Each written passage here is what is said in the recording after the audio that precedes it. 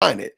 The reason I don't define critical race theory is I found that if you ask 10 people, you're going to get 12 different definitions. So the Encyclopedia Britannica, they have a definition here of critical race theory.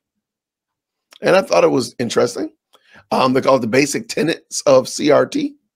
According to the legal scholar, Richard Delgado, one of the founders of CRT, we could jump to the person that actually founded CRT. Interesting. We might have to do that. And Gene Stefanik. There were several general propositions regarding race and racism that many critical race theorists would accept. So even in the critical race theory sphere, they don't all accept everything. So if I gave a definition today, again, as I gave my example earlier, if you ask 10 people, you can get 12 different definitions. Even the people that support critical race theory or foundational agreement on what is CRT. Propositions regarding race and racism that many critical race theorists accept, despite the considerable variations of belief among members of the movement. This propositions constitute a set of basic tenets of CRT. So there are some basic tenets. So we're going to look at some of those basic tenets, and I'm actually going to jump from here. I did want to make sure that, okay, Encyclopedia Britannica, they gave those tenets. I thought they were great. I also checked a couple of colleges that espouse this, and the Millbank Quarterly, they use the same tenets that are in the Encyclopedia Britannica. And then I said, well, since they're talking about law, let's look at the American Bar Association. They have a whole lesson on critical race theory. Now, you might hear, and you probably have heard people say, well, critical race theory is a legal proposition and a legal lens that we apply over law. And I said, you know what? Okay, I disagree with that proposition. However, I said, okay, I got you. What I want to do is I'm going to use the ABA tenets of critical race theory.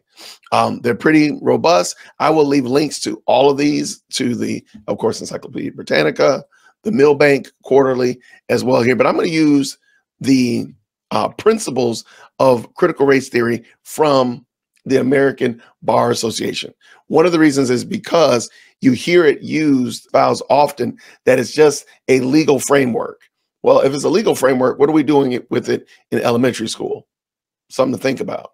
What are we doing with it in the workplace? What are we doing with it in other places besides the legal field? But beyond that, also that means that you're using this framework to judge, or rather to meter out justice and look at the law. That might be something we need to look at as a people. I don't think we should be too flippant about that. So let's go.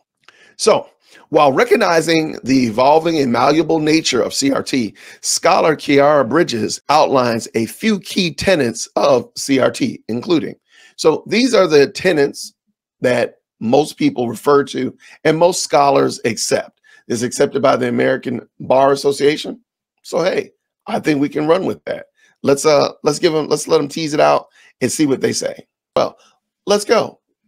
Recognition that race is not biologically real. I agree. There is no biological difference between my neighbor next door or my neighbor on this side, or the neighbor across the street, or anything. There's no biological difference, but it's socially constructed and socially significant.